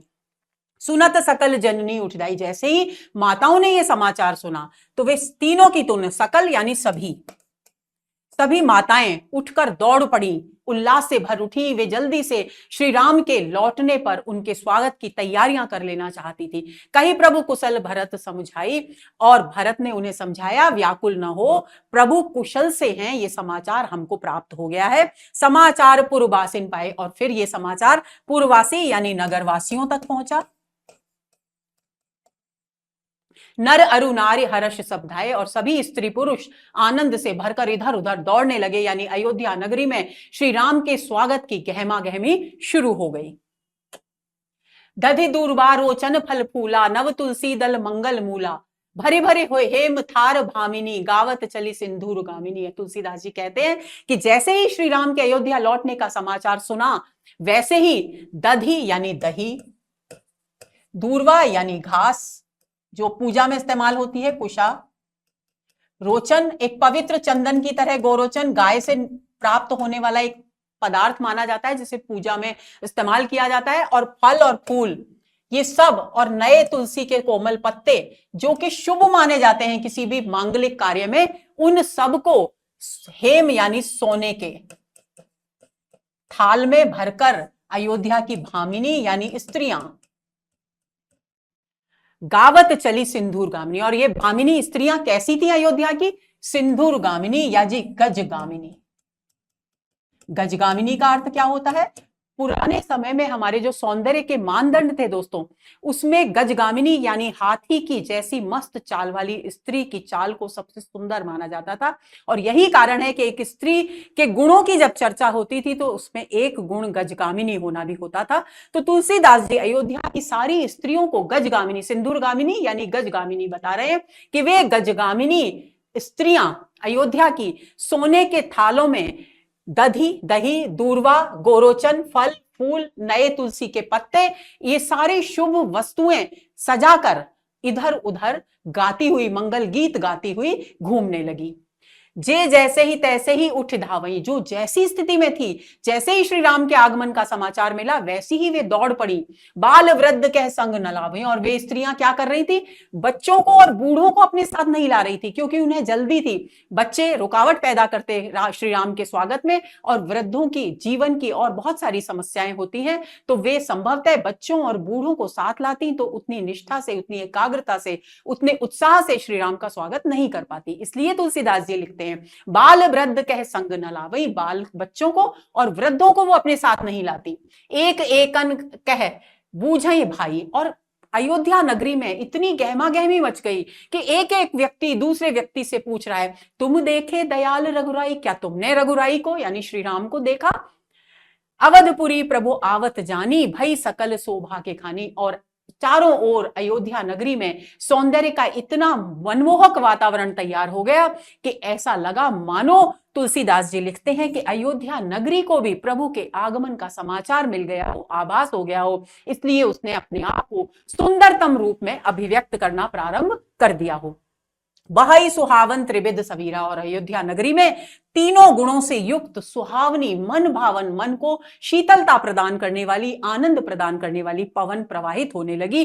भई सरजू अति निर्मल नीरा, और क्योंकि अयोध्या नगरी सरयू नदी के किनारे है, तो सरयू नदी का पानी भी और अधिक निर्मल होकर, पवित्र होकर के वहां प्रवाहित होने लगा। कुल मिलाकर इस वर्णन का अभिप्राय, इस वर्णन की भावाभिव्यंजना यह है दोस्तों कि चारों ओर हर्ष और उल्लास का वातावरण छा गया और प्रकृति भी श्री राम के आगमन से मानो आनंद से भर उठी। हर्षित गुरु परिजन अनुज भूसुर वृंद समेत चले भरत मन प्रेम अति सन्मुख कृपा निकेता। तुलसीदास जी कहते हैं कि जो गुरुजनों को पता चला तो वे गुरुजन, परिजन परिवार के जन, अनुज यानी छोटे भाई, भूसुर पृथ्वी पर देवता, पृथ्वी पर देवता यानी ब्राह्मण, वृंद यानी समूह के साथ, इन सबको साथ लेकर के, कौन कौन? गुरु, परिजन परिवार के सदस्य, अपने छोटे भाई और ब्राह्मणों के समूह को साथ लेकर चले भरत मन प्रेम अति सन्मुख कृपा निकेत। और जब अयोध्या में श्री राम पधारे तो भरत अपने मन में प्रेम का भाव लेकर कृपा निकेत यानी श्री राम के सम्मुख उनका स्वागत करने के लिए पहुंचे। और साथ में कौन कौन थे? कंठस्थ कर लेंगे, गुरुजन, परिजन, अनुज और भूसुर वृंद यानी ब्राह्मणों का समूह। बहुतक चढ़ी अटारिन निखरई गगन विमान, और जो स्त्रियां थी अब वो कैसे देखें, तो वे अटारियों पर यानी ऊपर की मंजिलों पर अपने भवनों की चढ़ गई और आकाश में आते हुए विमान को, पुष्पक विमान से आ रहे हैं प्रभु, तो उनकी ओर देखने लगी। देखी मधुर सुर हर्षित करही सुमंगल गान, और जब देवताओं ने अयोध्या नगरी के इस आनंद से भरपूर वातावरण को देखा, इस उल्लास को देखा, तो वे देवता भी हर्षित होकर मधुर वाणी में मंगल गीत गाने लगे। राका ससी रघुपतिपुर सिंधु देख हर्षान, बढ़्यो कोलाहल करत जनु नारे तरंग समान। अब तुलसीदास जी लिखते हैं कि इस वक्त इस दृश्य को देखकर कि श्री राम आ रहे हैं और अयोध्या उमड़ी पड़ रही है, उनका हर्ष उनके हृदय में नहीं समा रहा है और श्री राम से मिलने के लिए, उनके दर्शन के लिए एक एक व्यक्ति लालायित है। तो कवि कहते हैं राका ससी रघुपति, कि रघुपति यानी श्री राम क्या है? पूर्णिमा के चांद हैं, पूर्णिमा।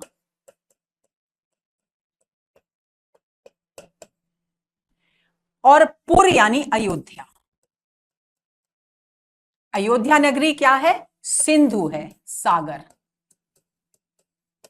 क्योंकि उमड़ रहा है। सिंधु क्या होता है? सागर की एक खास बात होती है दोस्तों कि जब पूर्णिमा का चांद निकलता है तो समुद्र की लहरें बहुत ऊंची ऊंची उठ जाती हैं, तो उसका जो भी कोई एक भौगोलिक कारण होता है, उस कारण की वजह से वहां वो उमड़ती हैं। लेकिन कवि तुलसीदास जी ये कल्पना करते हैं कि उस दृश्य को देखकर जब श्री राम आ रहे हैं और अयोध्या नगरी हर्षोल्लास के साथ उनके दर्शनों के लिए उमड़ी पड़ रही है, तो उन्हें लग रहा है कि अयोध्या नगरी मानो समुद्र है और श्री राम क्या है? पूर्णिमा के चंद्रमा हैं, तो वे उमड़ रही हैं उनके दर्शन करने के लिए। बढ़ियो कोलाहल करत जन नारी तरंग समान, और इस उल्लास में, इस नगरी में जो स्त्रियां हैं वो समुद्र की तरंगों के समान हैं। उपमा अलंकार हो गया, और इस संपूर्ण दोहे में क्या है?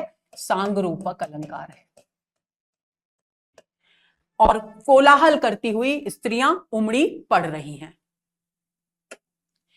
इहा भानुकुल कमल दिवाकर कपिन दिखावत नगर मनोहर, और उधर पुष्पक विमान में बैठे हुए श्री राम क्या कर रहे हैं? भानुकुल यानी सूर्यकुल, सूर्यवंश के कमल, सूर्यवंश रूपी कमल के सूर्य श्री राम, कपिन यानी जो वानर उनके साथ हैं, हनुमान जी आदि, उन सबको अयोध्या की सुंदर नगरी पुष्पक विमान से दिखा रहे हैं। सुनो कपीस अंगद लंकेशा, और वे कहते हैं कि हे कपीश, अंगद और लंकेश, कपीश किसको कहा गया है? सुग्रीव को। हे सुग्रीव, अंगद और लंकेश यानी कौन? विभीषण। आप सुनिए, ये सुंदर, रुचिर यानी सुंदर, जो देश है यानी अयोध्या, ये अयोध्या की पावन नगरी है, पवित्र नगरी है। यद्यपि सब बैकुंठ बगाना, यद्यपि सभी वेद पुराण और सबो संसार ये कहता है कि स्वर्ग, बैकुंठ यानी स्वर्ग, स्वर्ग से श्रेष्ठ कोई वस्तु नहीं, कोई स्थान नहीं। लेकिन यद्यपि ऐसा कहते हैं, कौन कहते हैं? वेद कहते हैं, पुराण कहते हैं, और सारा संसार भी ये जानता है। लेकिन अवधपुरी सम प्रिय नहीं सोऊ, लेकिन मुझे अवधपुरी यानी अयोध्या के समान प्रिय कुछ भी नहीं है। यह प्रसंग जानई को कि सब ये जानते हैं कि बैकुंठ के समान सुंदर कोई स्थान नहीं है, लेकिन ये कोई कोई ही जानते हैं कि मुझे यानी राम को अयोध्या के समान प्रिय और कोई स्थान नहीं है।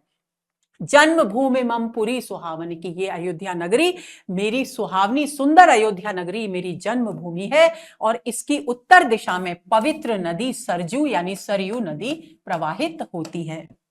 जा मज्जनते बिनहि प्रयासा मम समीप नर पावहि बासा। और आगे श्री राम कहते हैं कि इसमें मज्जन यानी स्नान करने से, बिना प्रयत्न के ही व्यक्ति जो इसमें स्नान कर लेता है सरयू नदी के निर्मल जल में, वो बिना प्रयत्न के ही मेरे पास आ जाता है। मम समीप यानी मेरे पास, यानी परम धाम को प्राप्त हो जाता है। बासा यानी वास, निवास कर लीजिए, आराम से समझ में आएगा।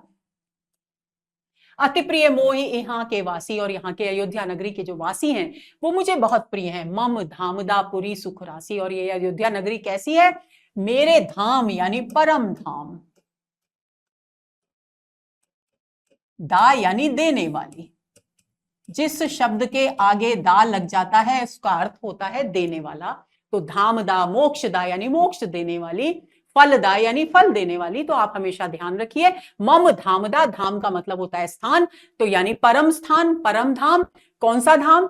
श्री राम का स्थान, तो उसको देने वाली है, और सुखों का भंडार है, सुख की राशि है ये नगरी।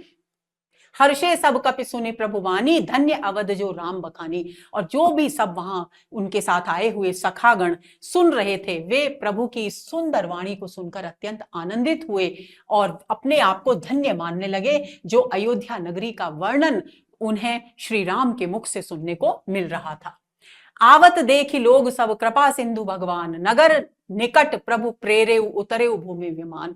और इतने में श्री राम की दृष्टि नीचे भूमि की ओर गई पुष्पक विमान से, और उन्होंने देखा कि अयोध्या नगरी पूरी तरह से उनके स्वागत के लिए उमड़ी पड़ रही है। तो आवत देखी लोग सब लोगों को अपने स्वागत के लिए आता देखकर कृपा के सागर भगवान श्री राम ने नगर निकट, नगर के निकट पहुंचते ही प्रेरेऊ विमान को प्रेरणा दी, पुष्पक विमान को प्रेरणा दी कि तुरंत पृथ्वी पर उतारा जाए, और वे पृथ्वी पर पुष्पक विमान को ले आए। उतरे कहे प्रभु पुष्पक तुम कुबेर पही जाए। और श्री राम उस पुष्पक विमान से उतरकर उनको उससे कहा उन्होंने कि तुम वापस कुबेर, अपने स्वामी कुबेर के पास जाओ। पही यानी पास। प्रेरित राम चले सो हर्ष बिरहु अतिताहु। और पुष्पक विमान जब श्री राम को छोड़कर अयोध्या में और कुबेर के पास जा रहा है, तो उसके मन में हर्ष और विषाद दोनों भाव एक साथ हैं। हर्ष इसलिए है कि वो अपने स्वामी कुबेर के पास जा रहा है, लेकिन दुख इसलिए, विरह अतिताहु, ताहु का मतलब है ताप। और विरह क्यों है? विरह इसलिए है कि वो श्री राम से अलग होकर के जा रहा है। आए भरत संग सब लोगा, और भरत के साथ सभी लोग आ गए। कृष्णतन श्री रघुवीर वियोगा, और सबने देखा कि वे श्री राम के वियोग में सभी दुर्बल, कृष्णतन यानी दुर्बल शरीर वाले हो गए हैं। वामदेव, वामदेव ऋषि जिनसे सबसे पहले मिले थे श्री राम, वामदेव और वशिष्ठ जो मुनियों के नायक हैं, उनको देखा जैसे ही श्री राम ने, देखे प्रभु मही धरि धनुषायक, और उन्होंने तुरंत अपने हाथ में जो धनुष बाण था उसे मही यानी पृथ्वी पर रख दिया। धनुष बाण, गुरु को देखकर धनुष बाण तुरंत पृथ्वी पर रखा। धाई धरे गुरु चरण सरोरु, और दौड़कर, धाई दौड़कर, गुरु के चरण कमल, रूपक अलंकार हो गया है यहां, चरण कमल पकड़ लिए, उस चरण कमलों में झुक गए। अनुज सहित अति पुलक तनोरु, और ऐसा उन्होंने अकेले नहीं किया बल्कि भाई लक्ष्मण के साथ किया, और ऐसा करते समय आनंद के कारण उनका शरीर पुलकित हो रहा था, रोमांचित हो रहा था। भेंट कुशल पूछी मुनिराया, और उनसे मिलकर मुनियों से उन्होंने कुशल पूछी। हमरे कुशल तुम्हारी दाया, और श्री राम ने कहा कि तुम्हारी कृपा से, यानी मुनि की कृपा से हम सब कुशल पूर्वक हैं। सकल द्विजन मिले नायव माथा, और फिर उसके बाद सभी ब्राह्मणों से मिलकर उन्हें श्री राम ने प्रणाम किया। धर्म धुरंधर रघुकुल नाता, क्योंकि रघुकुल के स्वामी श्री राम धर्म की धुरी को धारण करने वाले हैं, तो विधि के अनुसार वे सबसे मिल रहे हैं। तो वे सबसे पहले किससे मिले? वामदेव और वशिष्ठ से मिले। उसके बाद वे उनसे कुशल समाचार दिए उनको, और उसके बाद वे ब्राह्मणों से मिले दूसरे नंबर पर। गहे भरत पुनि प्रभु पद पंकज, और उसके बाद भरत ने आकर उनके पद पंकज यानी चरण कमल, रूपक अलंकार हो गया है, उनको पकड़ लिया, और अनुप्रास भी है यहां। नमत जिनई सुर मुनि शंकर अज, और वे चरण कमल कैसे थे श्री राम के, जिनको भरत ने पकड़ा, वे ऐसे थे जिनमें देवता, मुनि, शंकर और अज यानी ब्रह्मा जी स्वयं जिन चरण कमलों की वंदना करते हैं, उन चरण कमलों को, प्रभु के, श्री राम के उन चरण कमलों को भरत ने गहे यानी पकड़ लिया। परे भूमि नहीं उठत उठाए, और वे उनके चरणों में भूमि पर ही पड़े रहे। श्री राम ने उन्हें कोशिश की कि बार बार उठा रहे थे, लेकिन वे उठना ही नहीं चाहते थे। यहां उठत उठाए अनुप्रास हो गया। बर कर कृपा सिंधु उरलाए, फिर उसके बाद जबरदस्ती, बरकरे जबरदस्ती करके बलपूर्वक श्री राम ने, कृपा सिंधु कृपा के सागर श्री राम ने उन्हें उठाया और अपने उर से यानी अपने हृदय से लगाया। श्यामल गात रोम भय ठाड़े, और जब उन्होंने भरत को गले लगाया तो उनका जो सांवला शरीर था उसके रोम खड़े हो गए, और यानी पुलकित हो गए। नव राजीव नयन जलवाड़े, और उनके नेत्र जो नए विकसित हुए कमल के पुष्प के समान जो नेत्र थे, पुष्प रूपी जो नेत्र थे, उनमें जल भर आया, यानी अश्रु आ गए भाव विभोर होने के कारण। राजीव लोचन स्रवत जल तन ललित पुल कावले बनी, अति प्रेम हृदय लगाए अनुजहि मिले प्रभु त्रिभुवन धनी। अब इस वर्णन को छंद में कहते हैं, तुलसीदास जी कहते हैं कि राजीव लोचन यानी कमल के समान सुंदर नेत्र वाले श्री राम के उन सुंदर कमल रूपी नेत्रों से जल बहने लगा, और उनके सुंदर शरीर की पुलकावली यानी रोम रोम खड़े हो गए, यानी वे रोमांचित हो गए। अति प्रेम हृदय लगाए, और अति प्रेम से उन्होंने अनुज को गले लगाकर उससे मिला। और वे को कौन मिल रहे हैं? प्रभु त्रिभुवन धनी, यानी तीनों लोकों के स्वामी।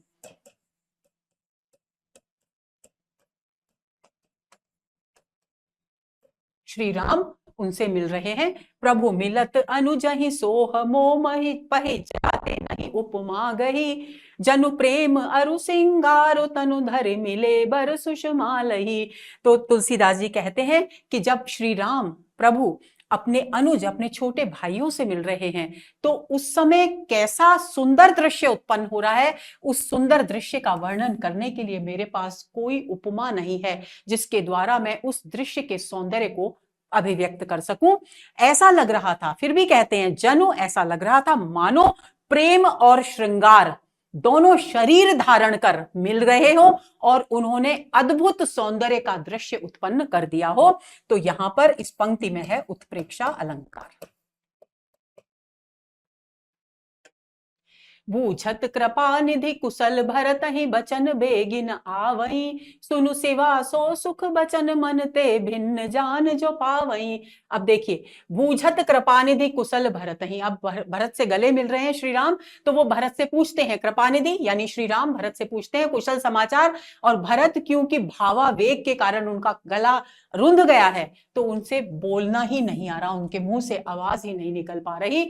और शिव जी इस पूरे वर्णन का, क्योंकि ये वर्णन कौन कर रहा है? शिव जी पार्वती जी को सुना रहे हैं। तो वे कहते हैं सुनो सेवा, सेवा मतलब पार्वती, तो पार्वती जी सुनो, सुख बचन मन ते भिन्न जान जो, कि इस दृश्य का, इस स्थिति का, इस भाई भाई के मिलन का जो सुख है, उसको जो हृदय में अनुभव कर सकता है वही वास्तव में जान सकता है। अभिप्राय क्या हुआ? अभिप्राय ये हुआ कि जो व्यक्ति अनुभव करने में समर्थ है इस दृश्य को, वही इसको अनुभव करके आनंदित हो सकता है, अन्य कोई व्यक्ति नहीं। अब कुशल कौशल नाथ आरत जान जन दर्शन दी, और इसके बाद भरत से भी मिल लिए, तब कौशल यानी अयोध्या के राजा राजा ने सभी जनों को पीड़ित, आरत यानी पीड़ित, अपने वियोग में पीड़ित मानकर सभी लोगों को दर्शन दिए। बूढ़त विरह वारीस कृपा निधान मोहि कर गहि लयो।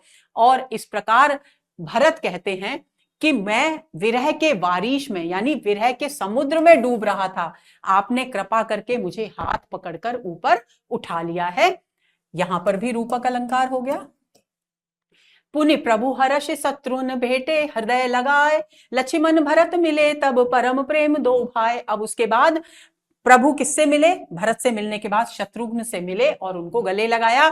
फिर लक्ष्मण भी भरत से मिले, उनको गले लगाया, और उसके बाद दोनों भाई एक दूसरे से गले मिले, यानी सभी का मिलन समारोह का दृश्य यहां तुलसीदास जी अभिव्यक्त कर रहे हैं। ये हुआ दोस्तों हमारा आज का सत्र। उम्मीद करती हूं कि ये सत्र आपको बहुत ही आनंददायक और सरस लगा होगा। रामचरितमानस की महिमा ही निराली है। मैं तो स्वयं डूब गई थी, आप भी डूबे होंगे ऐसी उम्मीद करती हूं। अगले रोचक ऐसे ही आनंददायक सत्र की प्रतीक्षा कीजिए। नमस्कार।